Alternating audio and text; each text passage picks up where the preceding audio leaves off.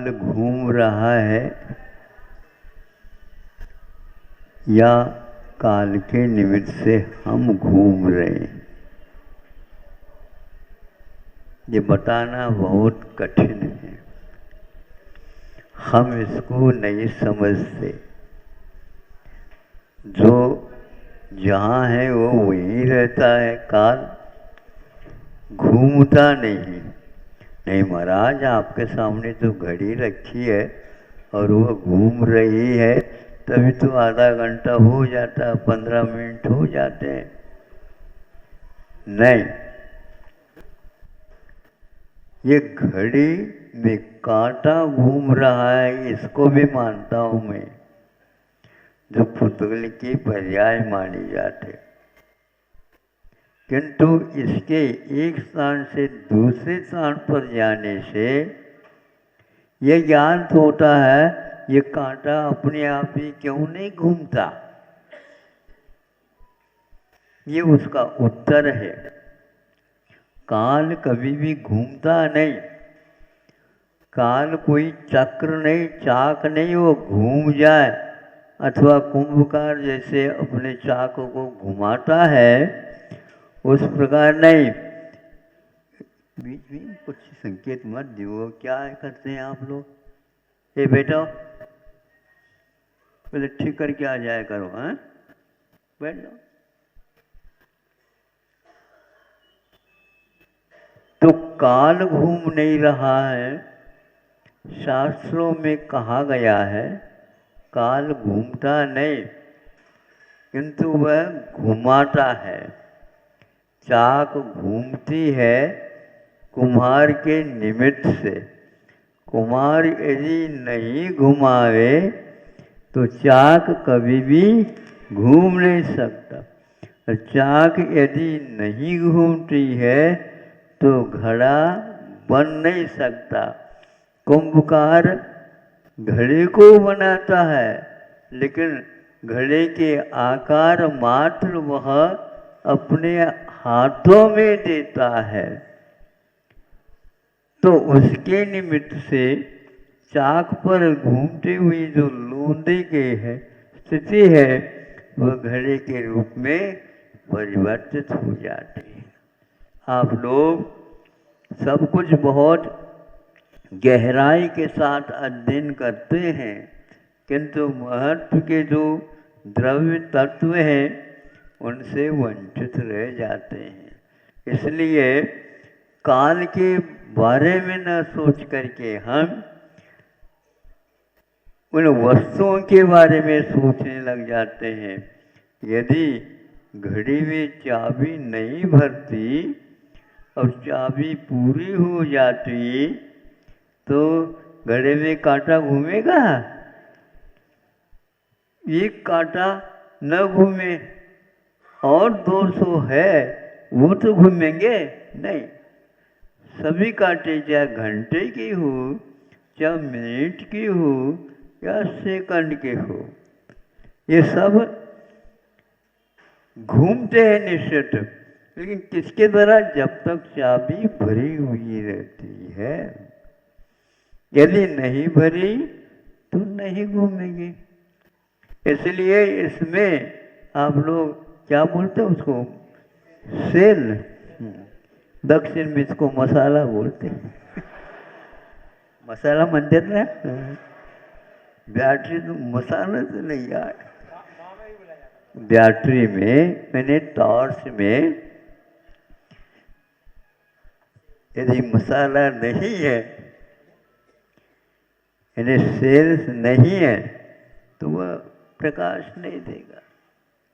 तो वह सेल्स को ही नहीं देख रहा है, बैटरी को देख रहा है। बैटरी खरीदी जाती है, सेल्स को बैटरी तो एक बार खरीदी जाती है और सेल्स अपने खर्चा के अनुसार चलती है। इसलिए हमें सोचना है कि हम घूम क्यों रहे हैं, हमें घुमाने वाला कौन है। बच्चा मनोरंजन में आकर के खंबे रहते हैं ना घर में, नहीं समझे, उसको पकड़ करके घूमते हैं। मेले में जैसे झूले आते हैं ना, वैसे हुआ, घूमता घूमता घूमता घूमता घूमता और एकदम हाथ छोड़ देता है और गिर जाता हूँ। नहीं है, यूं यूं करता रहता है, फिर इसके उपरांत स्थिर होता है। किसने घुमाया? खंबे ने घुमाया। खंबा जहाँ है वहीं पर है, और आप वहीं पर नहीं, उसके चक्कर लगा रहे हैं। परिक्रमा लगाते तो बात अलग है, लेकिन आप इतने ऐसे पकड़ करके अपने आप को ऐसा छोड़ दिया। देखो कैसे छोड़ दिया, बिल्कुल हवा में हो गया वो। किंतु जब छोड़ता है खंबे को, तब ज्ञात होता है ये हमारी वजह से ही हमें चोट लग गई, चक्कर आ गया। आपको कोई घुमाने वाला है तो वह कर्म है। ये परिवर्तन, ये उसका स्वभाव है। कर्म स्थिर नहीं रह सकता, उसकी स्थिति के अनुसार वह काम करता रहता है। उसके ऊपर जिसका श्रद्धान होता है, वह मुझे घुमा रहा है। आप तो घुमाते हो मुझे, मुझे आपके साथ रहना ही नहीं, होता है ना।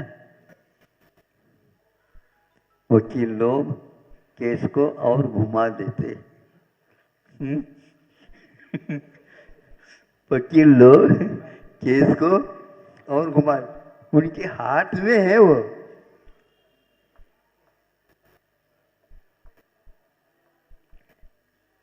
यहाँ का केस में 100 साल पूरा कर गए बताते हैं, अभी कितना घुमा रहा है क्या पता।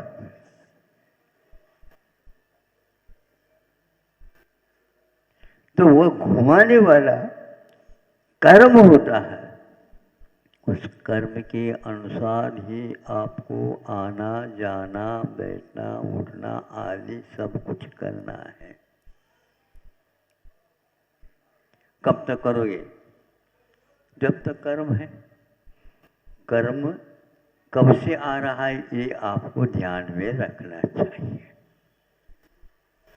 कर्म अनादिकाल से है, यह गलत धारणा है ये कान से। हाँ, धारा प्रवाह से आ रहा ये बात अलग है।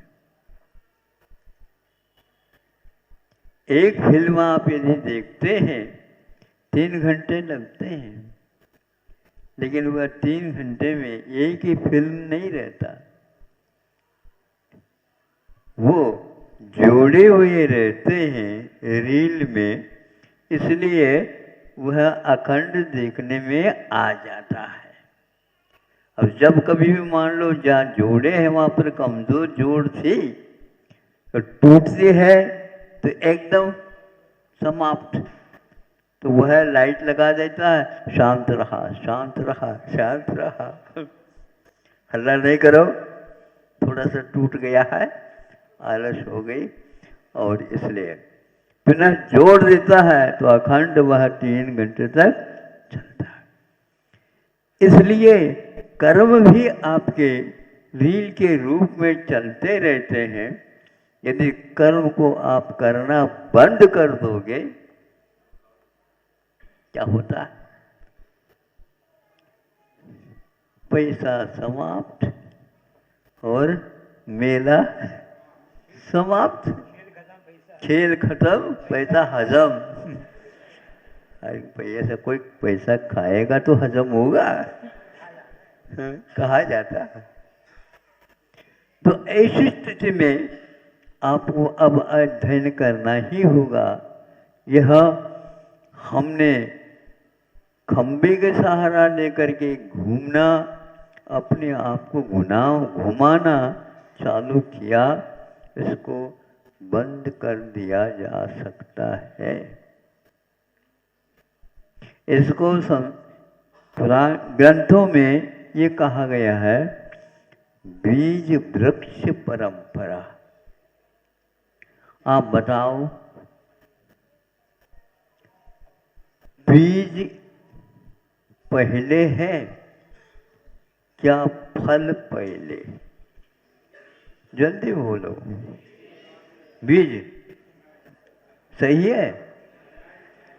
बीज आया कहाँ से?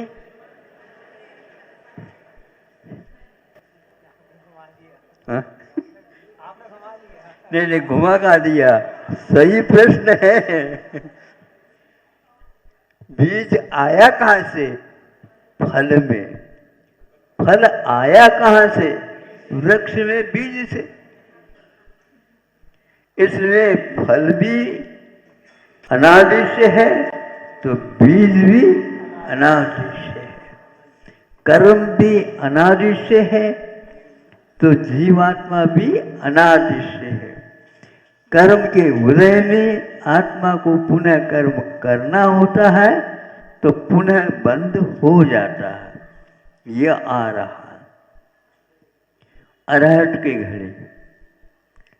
अरहट में कई डिब्बे बंधे हुए रहते हैं और वह राउंड में रहता है, एक एक डिब्बे, और उसको चलाया जाता है बैल के माध्यम से, तो वह घूमने लग जाता है।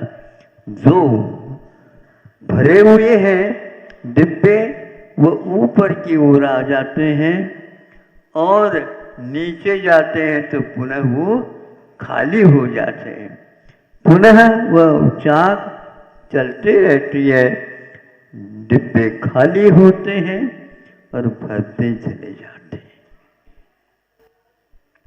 यह रोकना चाहे उस बैल को कह दो तो वह रुक जाओ, अब कोई डिब्बा भरेगा नहीं, जहाँ भरा है वहीं का वहीं खड़ा रहेगा और जो खाली है वो खाली के खाली रहेंगे। इसलिए भरना छोड़ दोगे तो अपने आप ही मरना भी छूट जाएगा।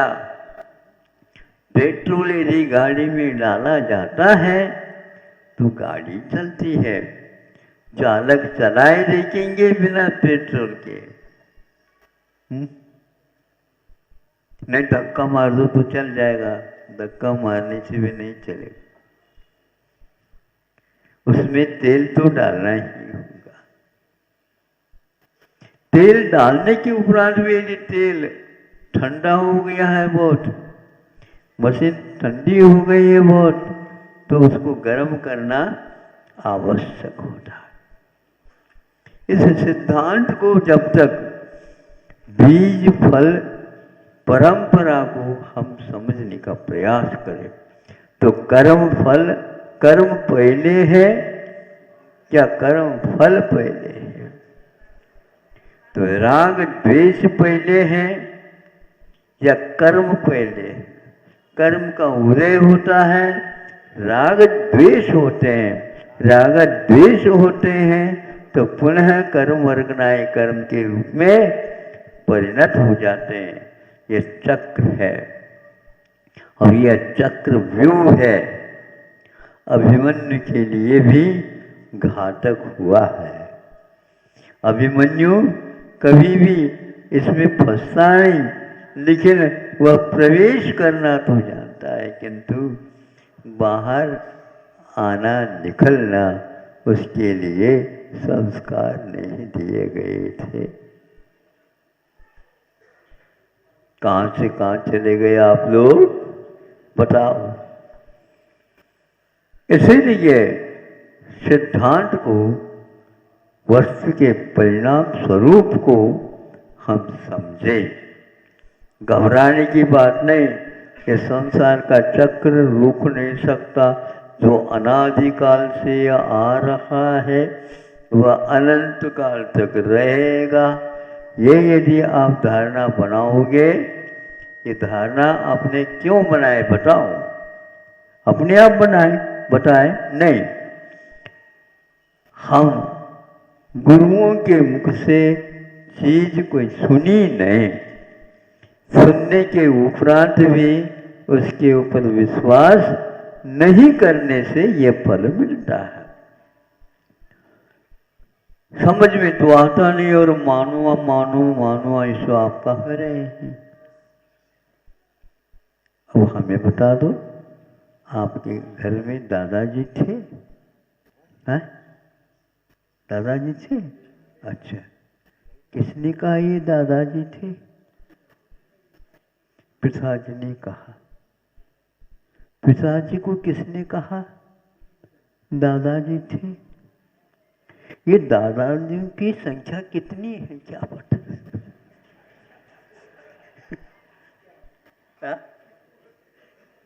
एक पिताजी के पहले दादाजी थे, उनसे पहले और दादाजी थे, उनसे पहले और दादाजी थे। तो किसने किसको कहा? अपने अपने दादाजियों ने अपने अपने दादाजी का परिचय दे करके चले गए। और ये कभी भी अंत नहीं हो रहा, हमारा माथा ही खराब हो रहा। आपका माथा कैसे रह रहा है ये हमें समझ में नहीं आ रहा है। आप बिल्कुल प्रसन्नता के साथ बैठे हो।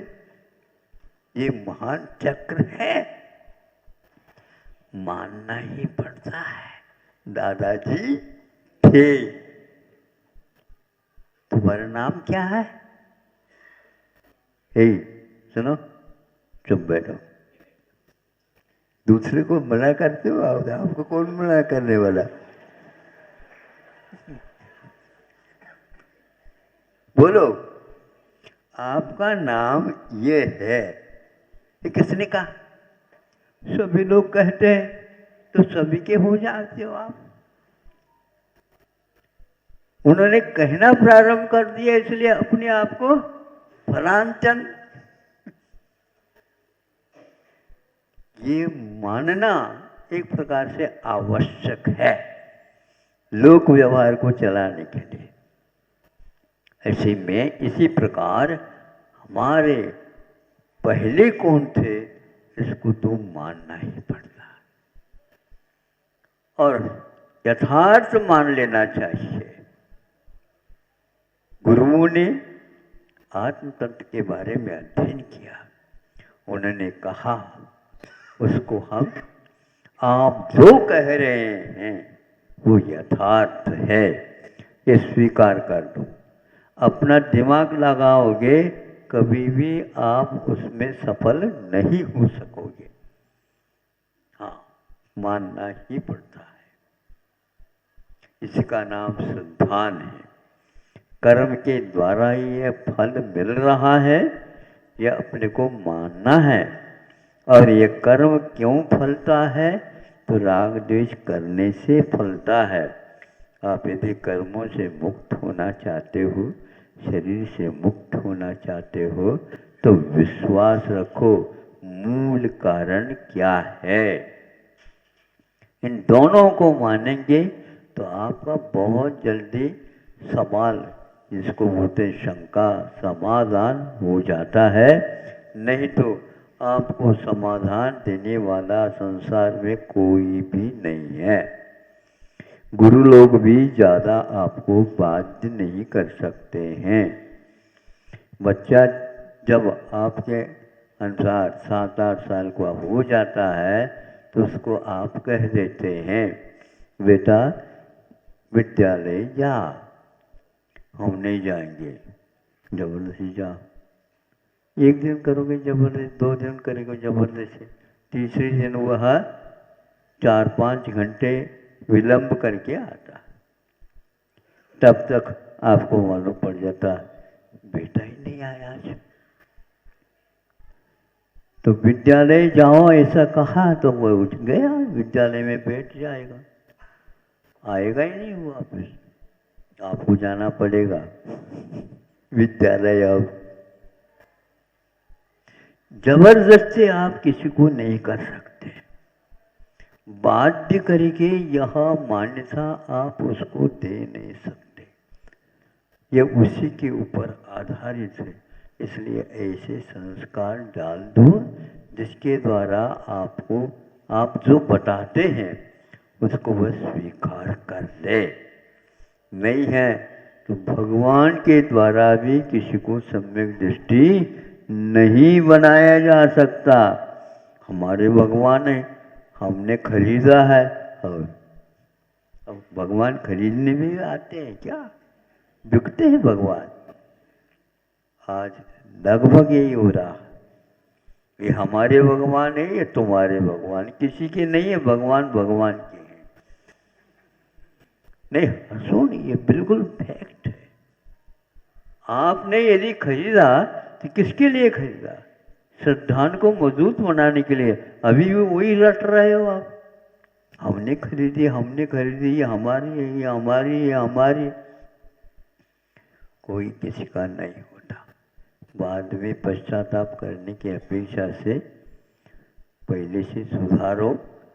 नहीं सुधरोगे तो कोई दादाजी वापस आकर के नाते को समझाएगा नहीं है।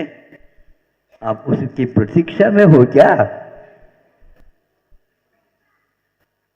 इसको छोड़ दो, आप बंद कर दो। जो गया है वो अपने आप में रमने लगा है, इधर देखता तक नहीं हो। और आप अभी भी उसके दिवस गिन रहे हैं।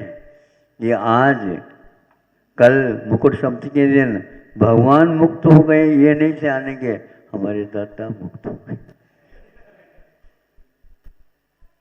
दादाजी की पुण्यतिथि है, पुण्यतिथि तो मनाएंगे, लेकिन मुकुट सप्तमी नहीं मनाएंगे। हाँ हाँ, दीक्षा कल्याणक है।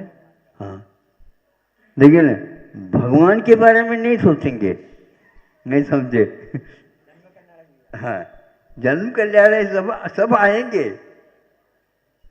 इसलिए थोड़े से यदि समय मिल जाता है तो हमने जो कहा है उसके बारे में सोचो।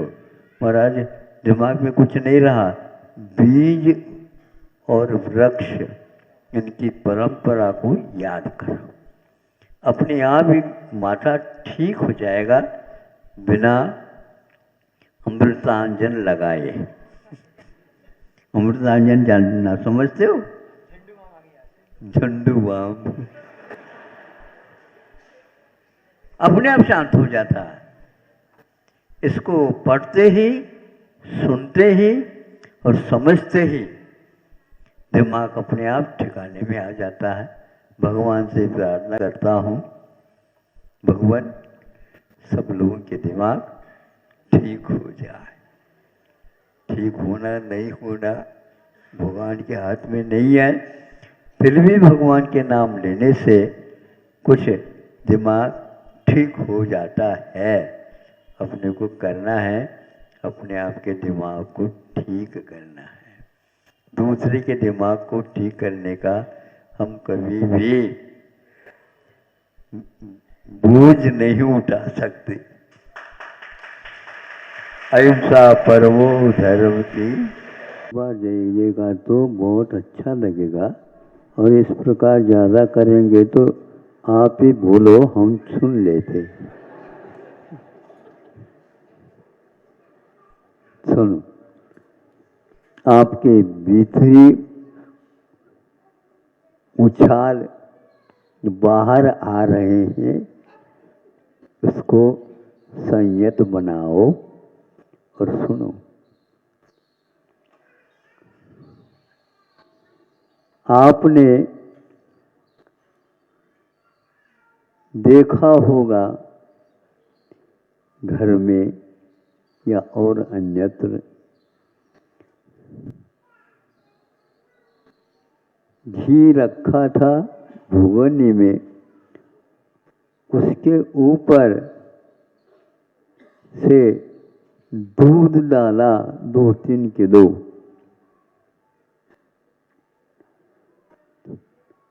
तो वह घी नीचे का ऊपर आया।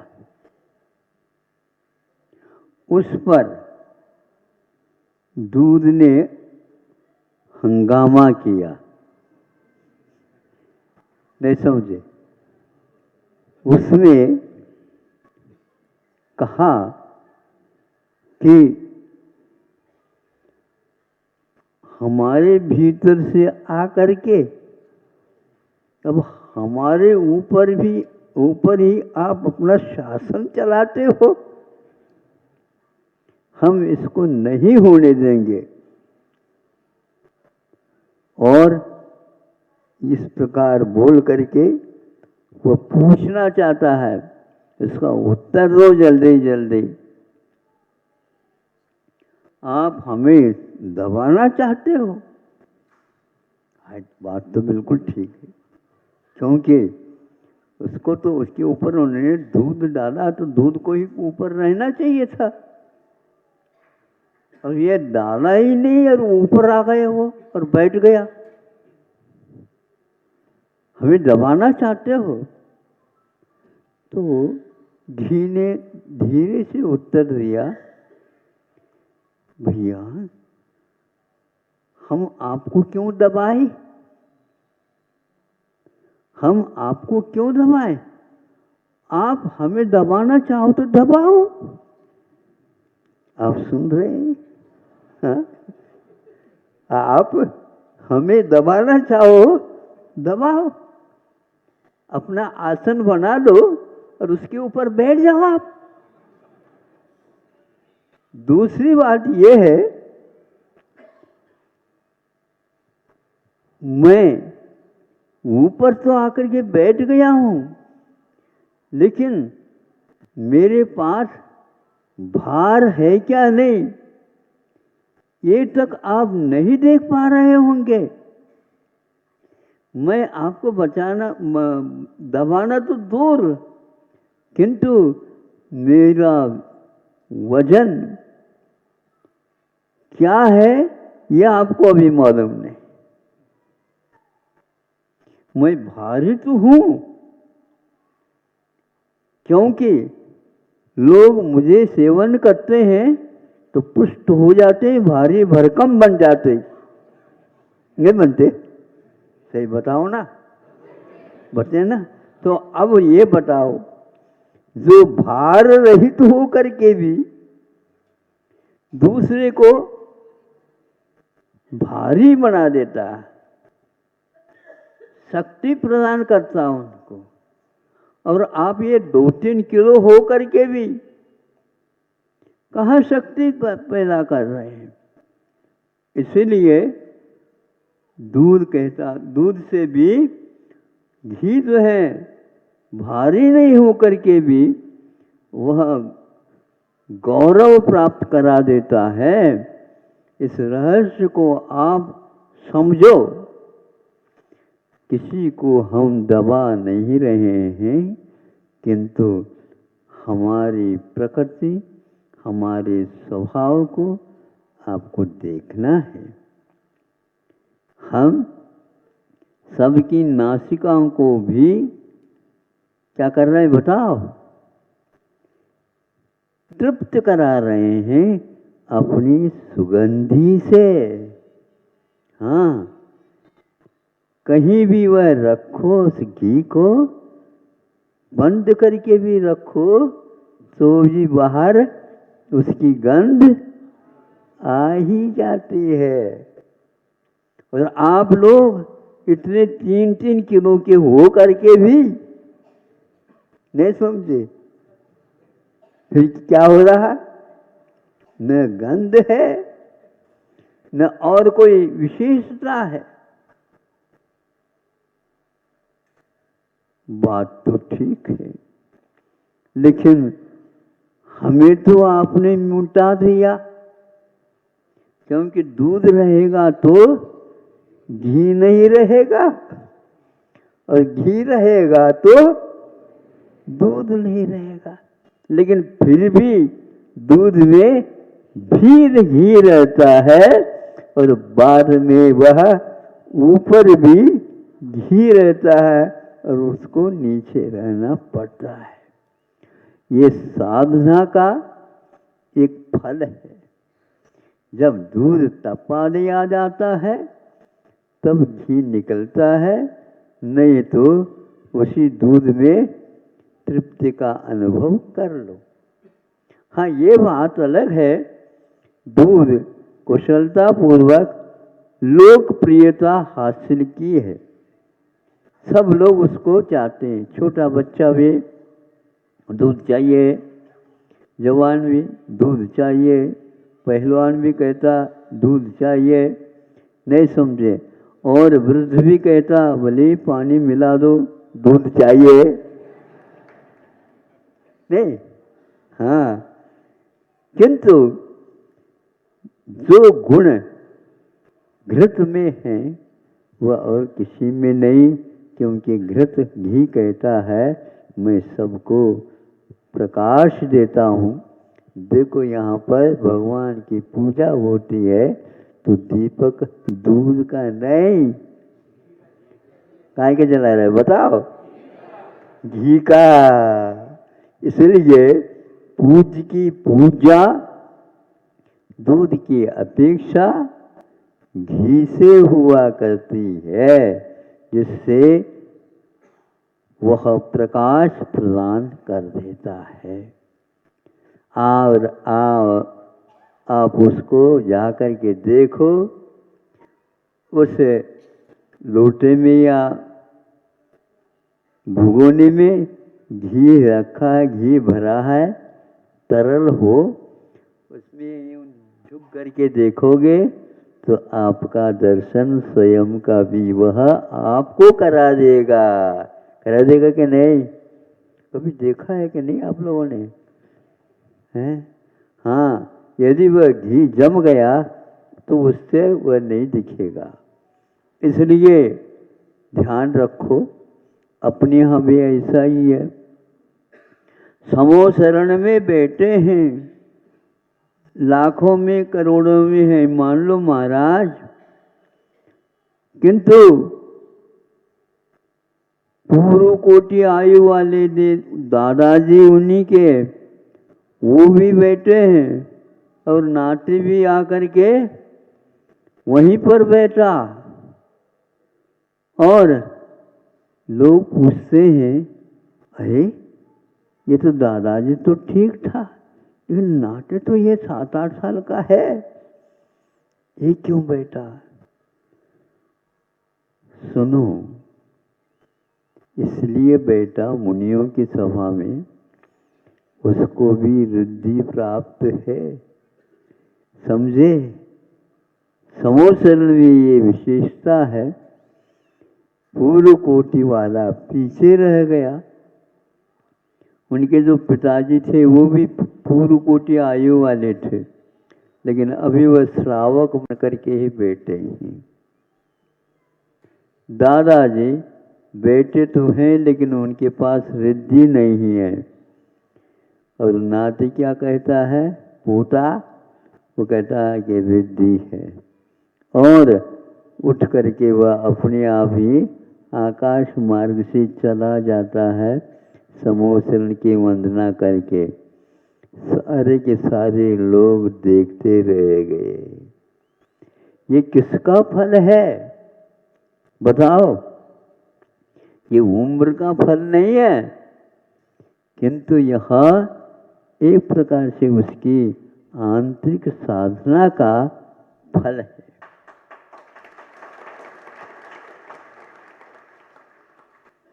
आप लोग जी तो रहे हो,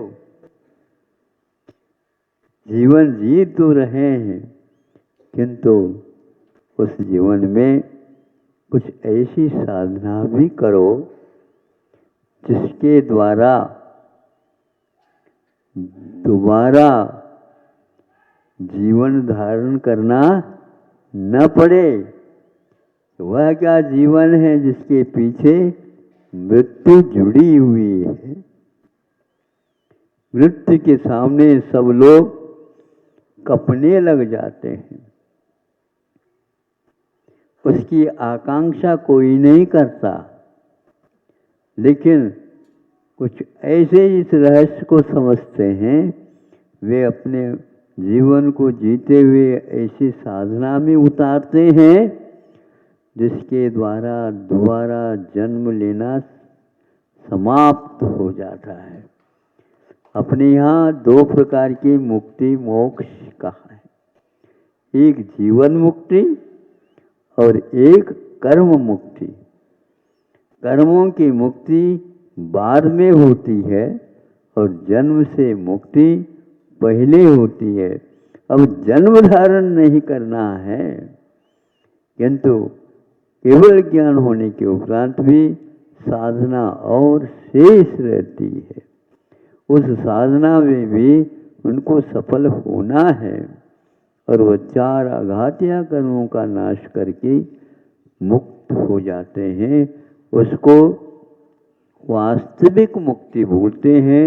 उससे पहले जो जीवन मुक्ति थी उसको हम वास्तविक नहीं है, क्योंकि उसके बाद में भी अपना साधना शेष रहती है। आप लोग इन रहस्यों को सुन करके समझ करके केवल दूध में ही मगन मत रहो, किंतु कोई व्यक्ति के पास मिल करके भैया इसका दूसरा भी और कोई उपाय है? हाँ है। एक व्यक्ति तो बोरी में पैसा भर करके ले आता है, और एक व्यक्ति ऊपर की जेब में ले आता, उससे भी कई गुना इस जेब में है। कैसे कह रहे हो महाराज? वो तो बोरी भर करके ले आया। उठाओ उसको, बोरी भर करके उठा। ये इसमें हीरे के नग हैं 3-4 और वह बाजार को ही हिला देते। अरबों कीमती वाला इसमें रहता है। हम ऐसी साधना करें अब बोरी उठाना न पड़े। अब बोरी उठाए, बोरी में मान लो रोकड़ भरा, क्या मनता चला? चिल्लर चिल्लर पार्टी। रोकड़ को उसकी उसी को बोलते हैं। हाँ, तो अब उसको लेकर के क्या कर रहा? एक हमाल को बुलाओ और उसको उठाओ। उठा भी दे तो सिर पर रख नहीं सकते, बहुत भार है। लेकिन ये जो है ऊपर की जेब में रखे, थोड़ी सी पुड़िया में है, और वह बाजार को भी हिला देता है और जीवन को वह बहुत एक स्तर दे देता है। हमें ऐसी साधना करना है जो सब लोग देखते रह जाएं। भगवान को भी गौण कर सकते हैं, किंतु 8 वर्ष अंतर मुहूर्त के उस मनोज्ञ महाराज को देख करके यदि उसको रिद्धियां प्राप्त हो तो फिर कहना ही क्या। देखते देखते आसमान में लीन हो जाते हैं। ऐसी साधना कैसी हुई है? ये भीतरी साधना है, बाहर से नहीं। इस प्रकार अपने आप को अधर में रखते हुए और वहाँ पर इतनी तेजी के साथ चला जाता है, सेकंड नहीं लगता, वह यहाँ से समूह शरण में पहुँच जाता है। समूह शरण में अन्यत्र और पहुँच जाता है। यह सारी साधना का एकमात्र आंतरिक साधना का पद है। इसलिए आप लोगों को कम समय में बहुत बड़ा काम करना है। उससे आपको शक्ति का अनुमान नहीं, साक्षात्कार होगा उस शक्ति से। ऐसे आत्मा के साथ शक्ति है, किंतु कषाय यदि करते हैं तो हम उस साधना से वंचित हो जाते हैं और बाहरी संसार की ही वृद्धि हम अपने भावों के द्वारा कर लेते हैं। इसलिए आप लोग दूध और घी के संवाद को भूलना नहीं है, नहीं समझे? और किसी के सामने जाकर के अपना बड़प्पन का प्रदर्शन नहीं कराए। ऐसा परमो धर्म। सुनो,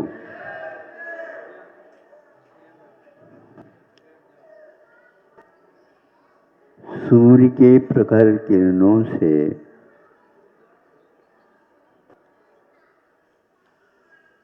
जो वृक्ष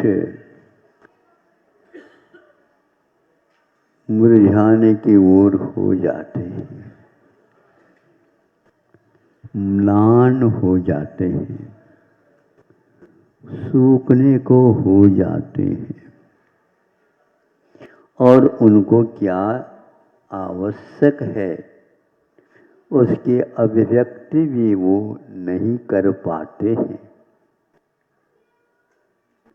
वह बोल नहीं सकते, वो किसी को उस प्रतिकार के लिए सहयोग की वांछा चाहते तो होंगे, ऐसी बात तो है ही नहीं, लेकिन फिर भी उसका कोई भी सक्रिय सहयोग उसे मिल नहीं पाता। एक स्थान पर चित्र देखा था, छोटे भाई और बहन अपने हाथ में छोटे ही कलशी सही पानी की, और दोनों मिलकर के उसके ऊपर धार दे दी। फिर क्या कहना, क्या होगा बताओ? फिर क्या कहना, एकदम उस वृक्ष के छोटे पौधे के सब पत्ते हरे तो थे ही, लेकिन मुरझाने की ओर से उसका नया जीवन सा मिला।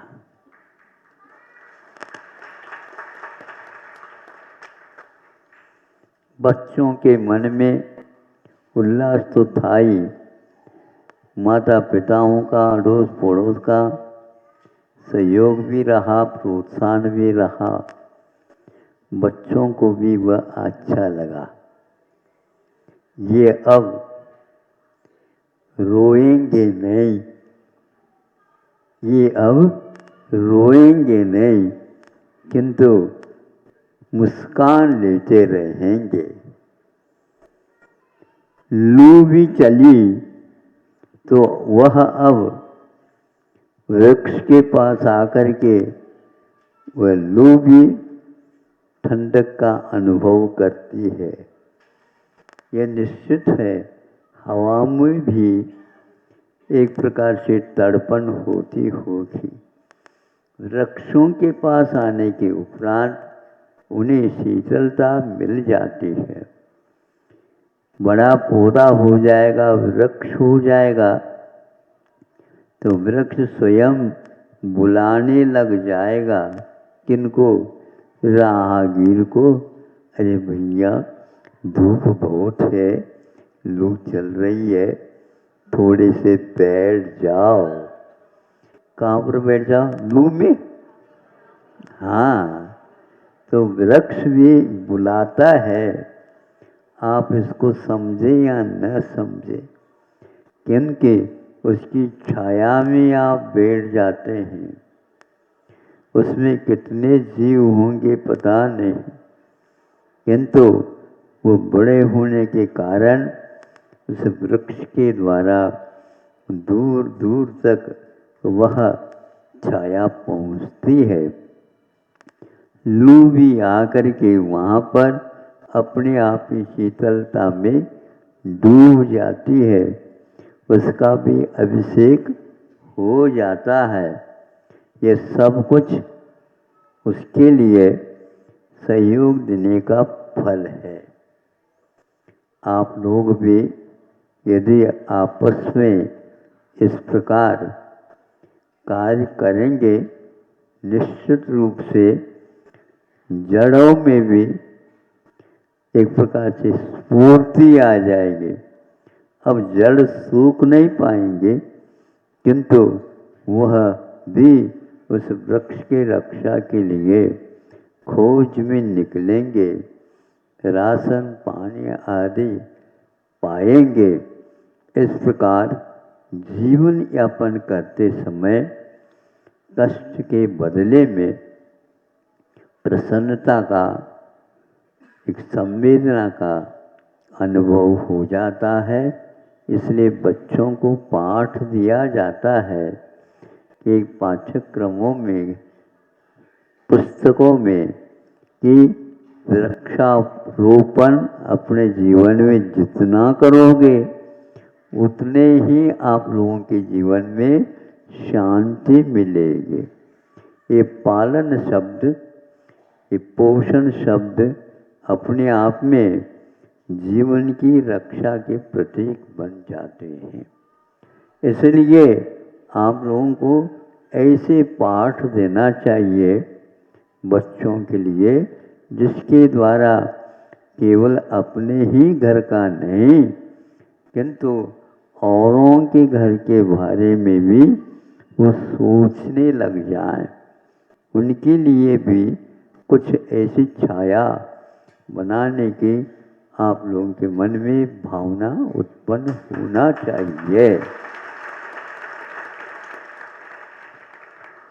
हाँ, ये बीच बीच में तो आप लोग ताली बजाते हैं ना, इससे भी कुछ होता तो होगा।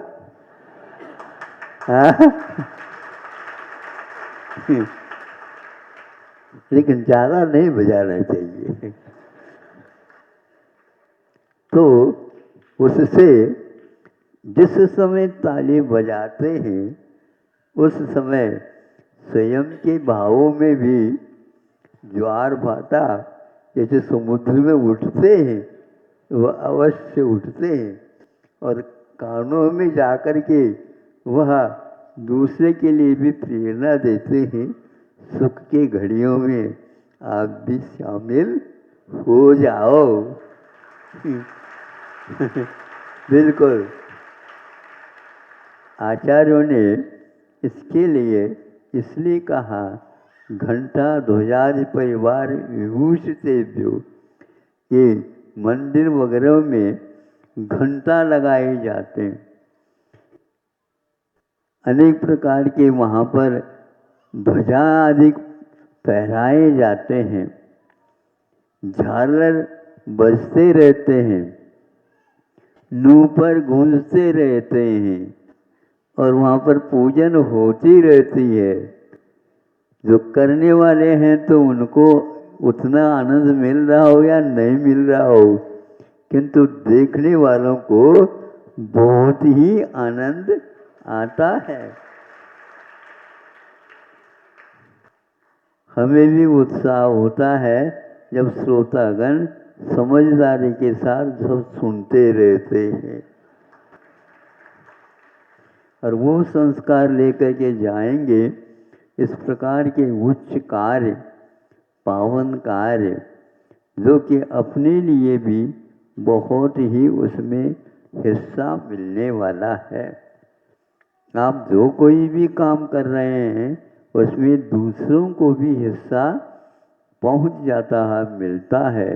इसलिए आज से आप लोग प्रसन्नता के क्षण सबके लिए प्राप्त हो, ऐसे मन में भाव तो कर सकते हैं। क्षेत्रों के निर्माण में आचार्यों का कहना है, क्षेत्र वहाँ पर बनने के उपरांत और बनाने से पूर्व में वहाँ पर वृक्षों का, और वो भी फलदार वृक्षों का आरोपण के लिए कहा गया है, क्योंकि वहाँ पर दया का पालन और दूसरे के कष्टों को दूर करने के वह साधन बनाए जा रहे हैं।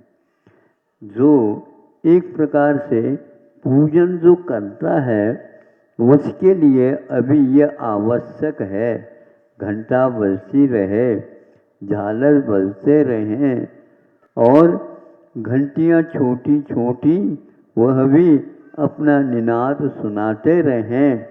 ये सब वातावरण होने से जो पूजन नहीं करता है, जो दर्शन नहीं करता है, नहीं कर पा रहा है, उसका भी मन प्रफुल्लित हो करके इन कार्यों में कुछ समय निकाल सकता है, जिससे एक तो तपस्वी श्रमण होते हैं, उनके लिए इसकी कोई आवश्यकता नहीं, लेकिन कोई तप धारण करता है तो प्राथमिक दशा में उसे ध्यान के स्थान के लिए भी यही बात कही गई है। वहाँ ध्यान अच्छा लगता है जहाँ पर बाग बगीचा वगैरह होते हैं। घूमने के लिए जैसे आप लोग होते हैं चले जाते हैं, लेकिन बच्चे पढ़ने के लिए सुबह सुबह बगीचों में जाते हैं तो उनका मन अपने आप ही उस पाठ में लग जाता है। उसी प्रकार वहाँ पर सुगंधित सब वातावरण होने से मन अवश्य ही लग जाता है और वीतराग बिंब उसके सामने रहता है। ये सारे के सारे वातावरण परिसर बनाने से उसके उत्साह में अनेक गुना विकास हो जाता है और मन लग जाता है, तो विशुद्धि के स्थान उसके बढ़ने लग जाते हैं। सम्यक दर्शन की उत्पत्ति के लिए विशुद्धि बहुत आवश्यक होती है, किंतु संक्लेश परिणाम के साथ बैठोगे तो मन खेद खिन्न हो जाता है। इसलिए ऐसे वहाँ पर स्तुतियों का पाठों का करते रहते हैं, जिसके अर्थ थोड़ा भी समझ में आ जाए तो अपने आप ही ठीक। जो तापत्रय बोलते हैं जन्म जरा मृत्यु को, जब जब जल चढ़ाते हैं आप लोग उस समय जन्म जरा मृत्यु विनाशाय, क्या बोलते हैं आगे, जलम निर्वपामीति स्वाहा। इन शब्दों में रस आ जाता है, इन शब्दों में उत्साह आ जाता है। अरे पंक्ति छोटी नहीं है, ये तो जन्म जरा मृत्यु के नाश की बात कर रही है और हम तापत्रय से घिरे हुए हैं। तो ये अर्थ यदि दिमाग में आ गया तो विशुद्धि और दिन दोगुनी और रात चौगुनी। ये महाराष्ट्र है, ये नहीं समझ में आ रहा होगा इनको। दिन दुगुनी है तो रात चौगुनी है, ऐसा नहीं खुर्राटे लेते रहो आप।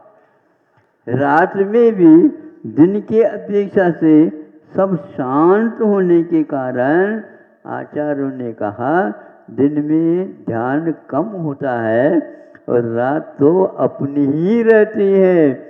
14 घंटे की रात में तो कहना ही क्या, जितना आप चाहो उतना विकास विशुद्धि में होता चला जाता है और पता नहीं लगता।